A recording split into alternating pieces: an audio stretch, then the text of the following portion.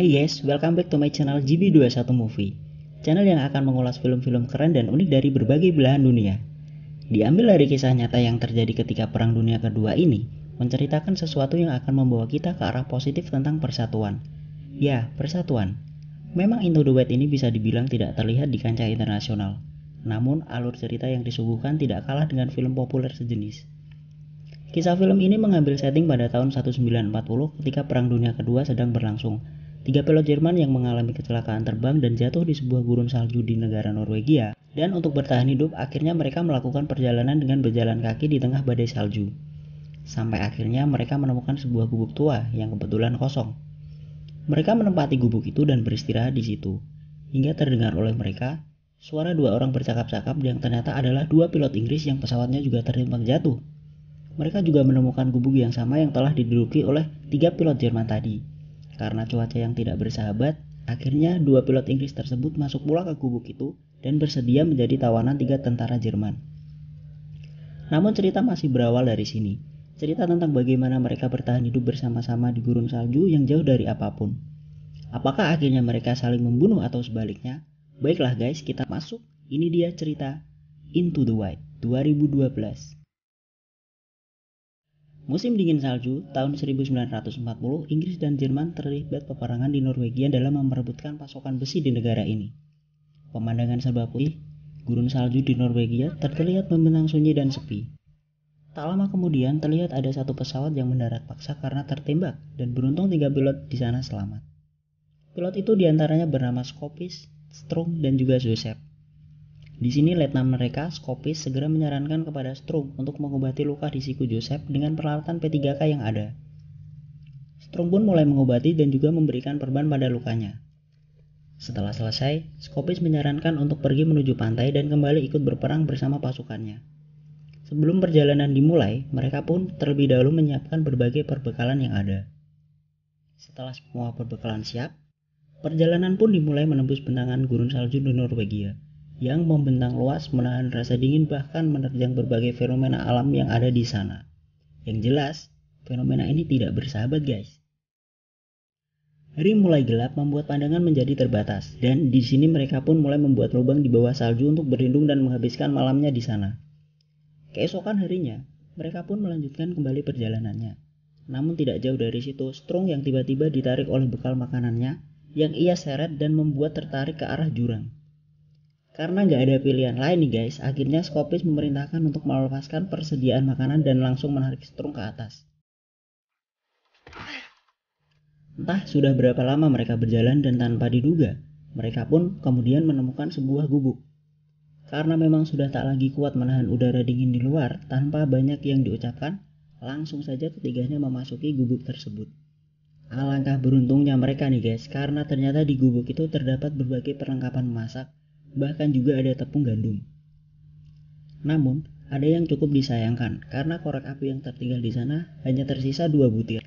Ditambah korek pertama gagal menyala dan giliran korek yang terakhir dinyalakan, tiba-tiba Skopis mendengar kalau di luar gubuk ada suara orang. Akhirnya mereka gagal menyalakan kayu dan terpaksa memastikan siapa orang yang datang itu.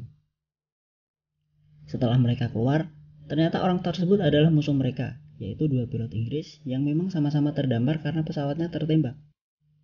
Saat masing-masing tahu kalau mereka lagi berhadapan dengan musuhnya, mereka pun sempat terdiam. Yeay, kayak cinta pandangan pertama nih guys. Strung dan Joseph malah telah siap menembak. Namun Skopis tiba-tiba langsung mempersilahkan mereka masuk dan memperbolehkan mereka berlindung di gubuk itu. Begitu mereka masuk, terjadi ketegangan antara kedua tentara Inggris dan 3 tentara Jerman dalam membahas tempat untuk beristirahat. Tinggal nginep aja kok ribut. Inggris yaitu Kapten Davenport bersama Smith anak buahnya merasa tidak mau disuruh berpindah ke sisi lain. Namun Skopis langsung menodongkan senjata dan langsung mengatakan kalau mereka berdua adalah tahanan Inggris, sehingga mereka harus menuruti setiap perintahnya. Di sini Joseph yang memang sejak awal kurang suka hampir saja menembak mati mereka berdua. Namun sekali lagi Skopis menahannya dan mengatakan lebih baik mereka jadi sandera agar bisa dimanfaatkan. Setelah itu mereka pun mulai menggeledah dan menemukan sebuah korek. Davenport tidak terima koreknya diambil Skopis karena korek itu adalah hadiah ulang tahun dari ayahnya yang sangat berharga. Kemudian Skopis pun bilang kalau korek itu akan dikembalikan setelah mereka keluar dari tempat ini. Davenport dan Smith tampaknya tidak setuju jika mereka harus disuruh-suruh. Apalagi setelah Scopis memberi garis batas dan mengancam akan menembak jika mereka berdua memaksa melewati garis itu. Singkat cerita, Smith yang ingin ke toilet terlihat dikawal oleh Strung yang sekalian berniat mengambil kayu bakar untuk perapian. Smith yang memang seorang yang sangat menjengkelkan, terlihat mengolok-olok Strung dan sengaja mengulur waktu agar Strung kedinginan di luar. Dan alhasil, ketika Smith keluar dari toilet, Strung pun segera mengayunkan kapaknya ke arah kepala Smith. Smith yang merasa Strung marah dan akan membelah kepalanya dengan kapak, langsung berteriak keras sehingga Davenport yang ada di dalam gubuk sampai-sampai menyusulnya keluar. Namun sebenarnya Strung di sini cuma iseng guys, dan sengaja mengayunkan kapaknya untuk merobohkan sisi dinding toilet itu untuk dijadikan kayu perapian. Tak lama kemudian, masakan bubur gandum yang dimasak Strung telah matang. Karena satu-satunya meja yang ada di sana berada di wilayah Jerman, maka Scopis meletakkan makanan untuk kedua tentara Inggris di atas lantai. Nah, ini kurang sopan banget nih guys. Namun Davenport menolak makanan di sana dan meminta makanan diletakkan di meja secara resmi sebagai seorang yang sama-sama tentara. Akhirnya Scopis memindahkan meja itu di tengah-tengah perbatasan mereka. Sebelum mulai makan, mereka pun masing-masing mempersiapkan diri seperti saat mereka akan makan di acara resmi. Davenport yang melihat hal itu juga tidak mau kalah dan merapikan dirinya. Scopis dan Davenport sebenarnya sudah terlihat saling menghargai. Namun berbeda dengan Smith dan juga Joseph yang terlihat kurang akur. Bahkan saat itu, Smith sampai diusir dan makan di tempat tidurnya. Ketika sore, Scopis mulai membuka pembicaraan agar lebih akrab. Mereka membahas mobil buatan Jerman lebih bagus, namun Davenport gak mau kalah dengan mengatakan kalau mobil Inggris lebih elegan dan tidak suka mogok. Tidak hanya itu, mereka pun juga mulai saling memperbincangkan mengenai sisi kehidupan pribadi mereka. Smith yang sangat merindukan pacarnya, dia bahkan menunjukkan surat cintanya. Bahkan tak diduga nih guys, ternyata Strung memiliki 2000 lebih karyawan di rumahnya, tapi tetap mengikuti keinginan hatinya untuk jadi seorang tentara. Malamnya, Scopis dan Strung harus kembali merawat luka di tangan Joseph yang mulai infeksi. Davenport yang melihat hal itu segera menyuruh mereka melakukan penanganan darurat dengan menggunakan alkohol yang ada di kompas mereka. Setelah beres diobati, Scopis pun melanjutkan kembali melihat peta untuk menentukan arah di mana markas tentara Inggris. Apesnya karena kompas mereka sudah hancur, akhirnya Scopis meminjam shell milik Davenport dan menggunakannya untuk membuat kompas sederhana. Setiap malam menjelang, Scopis dan Strung bergantian melakukan tugas jaga. Sedangkan Joseph yang semakin lama merasa semakin tak nyaman dengan kedua tentara Inggris yang terus ada di sana langsung menyarankan untuk membunuhnya. Namun nih guys, sekali lagi Scopis tidak menghendaki hal itu.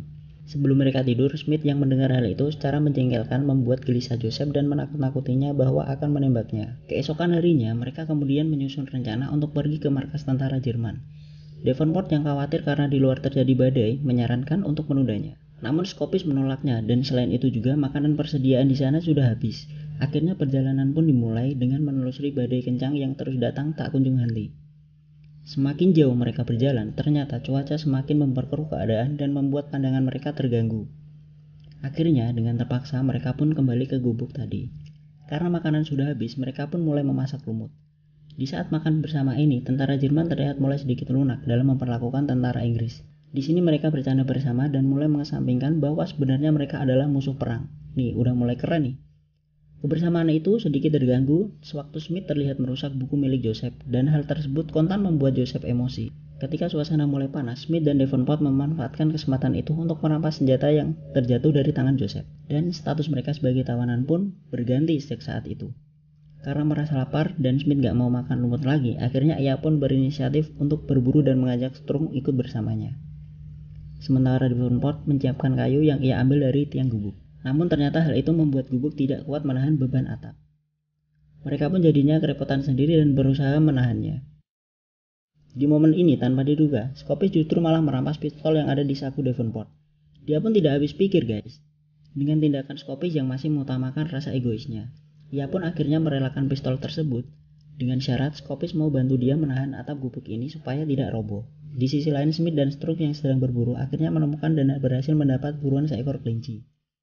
Strung juga memuji tembakan yang dilakukan Smith dan membuat mereka jadi akrab dan sempat memanfaatkan momen itu untuk mengobrol bersama. Singkat cerita, Smith dan Strung kaget saat mereka sampai ternyata Scopis dan Davenport sedang menahan atap gubuk. Mereka pun akhirnya langsung bergegas mencari penahan. Begitu atap tertahan kembali, Smith dan Scopis saling todong senjata. Namun karena mereka merasa sudah lelah, bertahan demi prinsip, gengsi, dan harga diri masing-masing, akhirnya mereka pun memutuskan untuk melakukan gencatan senjata dan memilih menjalani hidup tenang. bukan sebagai dua kubu yang saling menyerang, melainkan sebagai seorang biasa yang menjunjung tinggi rasa kebersamaan dan saling peduli, di mana mereka mulai terlihat rukun dan berdampingan selayaknya sebuah keluarga, bukan keluarga berencana nih guys. Sejak saat itu, hal berbeda pun mulai terlihat. Saat sedang makan kelinci hasil buruan tadi siang, Davenport mencium bau yang tidak enak. Ternyata itu berasal dari tangan Joseph yang rupanya mulai membusuk. Akhirnya dibuatlah kesimpulan sebagai pertolongan dan satu-satunya cara menyelamatkan hidup Joseph adalah dengan cara melakukan amputasi darurat.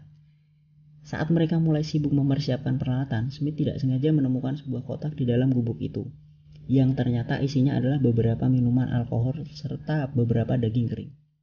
Dengan alkohol tersebut, akhirnya mereka pun berpura-pura sedang mengadakan pertandingan minum, dan Scopis di sini memaksa Joseph untuk ikut bertanding. Setelah dirasa Joseph mabuk, akhirnya mereka pun melanjutkan mengikat tangannya, dan Scopis bersiap mengayunkan kapaknya. Namun Joseph tiba-tiba terbangun. Melihat hal ini, mereka pun sempat terdiam dan terpaksa. Smith harus menampol muka si Joseph sekeras-kerasnya hingga ia pingsan. Aduh, kasihan banget tuh. Amputasi untuk menyelamatkan hidup Joseph pun berhasil dilakukan. Sementara itu di camp militer Norwegia mereka mendapatkan kabar tentang keberadaan pesawat milik Inggris yang terdampar. Untuk memastikan kabar selanjutnya, pencarian pun akan dilakukan keesokan harinya. Di dalam gubuk, Scopis, Davenport, dan Smith bahkan juga Strong terlihat berjaga sambil merayakan kebersamaan mereka dengan minum-minum.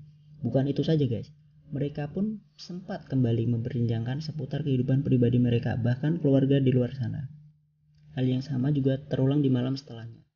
Untuk menghilangkan kejenuhan, Scopis dan Strong juga terlihat mencairkan suasana dengan mempertontonkan tarian salsa. Dan begitu menjelang pagi, Davenport kembali memberikan kejutan dan membagikan rokok.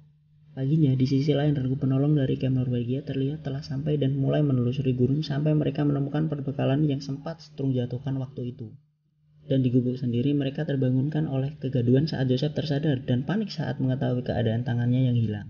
Tak ingin melihat Joseph tertekan, Scopis pun segera mendekati dan menenangkannya, bahkan berjanji bahwa secepatnya akan membawanya pulang dengan selamat.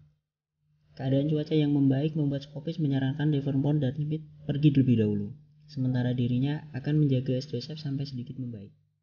Namun mereka pun memilih melakukan perjalanan pulang bersama-sama.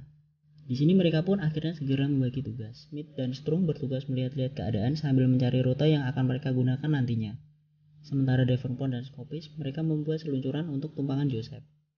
Dengan sangat kelelahan sampailah Smith dan Strong di sebuah bukit. Mereka pun di sini bersantai, istirahat, dan berbincang. Ternyata selama ini Strong sebenarnya ingin menjadi seorang pelukis, dan Smith tahu kalau gambar-gambar Strong bagus. Dia pun menyarankan untuk pergi ke Paris dan mengembangkan bakatnya di sana. Setelah melihat-lihat sekitar dan menemukan jalan tempat untuk pulang, Smith dan Strong pun langsung balik ke gubuk sambil bercanda. Karena memang Smith tidak terlalu bisa bermain ski. Namun, tanpa diduga mereka berpapasan dengan regu penolong Norwegia dan langsung melepaskan pelurunya menembus dada Strong hingga ia meninggal dunia di sana. Smith yang menyaksikan kejadian itu sangat sedih sekali walaupun kenyataannya ia sendiri selamat setelah diketahui ia tentara Inggris. Sementara di gubuk sendiri mereka sudah selesai mempersiapkan keberangkatan mereka dan Joseph pun juga di sini terlihat sudah membaik.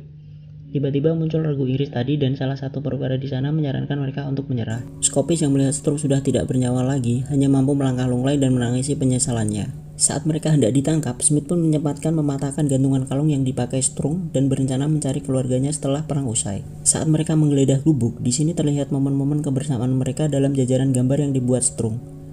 Setelah mengumpulkan semua lukisan untuk dijadikan bahan bukti, mereka pun langsung dibawa ke kamp penyelamat Norwegia. Sesampainya di kamp penyelamat, Davenport dan Smith langsung diinterogasi tentang penyebab mereka sampai bergabung dan hidup bersama musuhnya di dalam gubuk. Dia juga mempertanyakan tentang Davenport yang ketahuan membawa senjata namun tidak menghabisi ketiga pilot Jerman itu. Menanggapi pernyataan tersebut, Davenport berdalih bahwa dirinya telah disandra oleh tentara Jerman sehingga ia tidak bisa melakukan apa-apa. Scopis yang juga mendengar hal itu di luar berencana meringankan tuduhan-tuduhan tersebut dengan cara memberikan kembali korek yang sempat diambil saat itu, dengan alasan bahwa dia mencurinya dan sekaligus membenarkan apa yang diungkapkan Davenport pada mereka. Setelah itu, interogasi pun selesai. Scopis dan Joseph segera digiring untuk ditahan di penjara Kanada. Davenport dan Smith hanya bisa memandang mereka dengan tatapan pilu.